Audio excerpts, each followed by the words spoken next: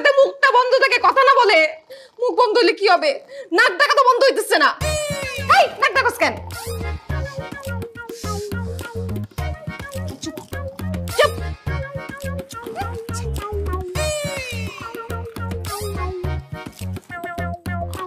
চুপ।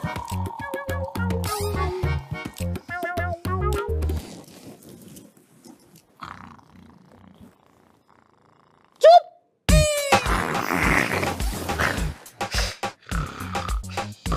সাইলেন্টের বাচ্চা, তোরে আজকে মাইরেই ফেলবো, শেষই করে ফেলবো আমি।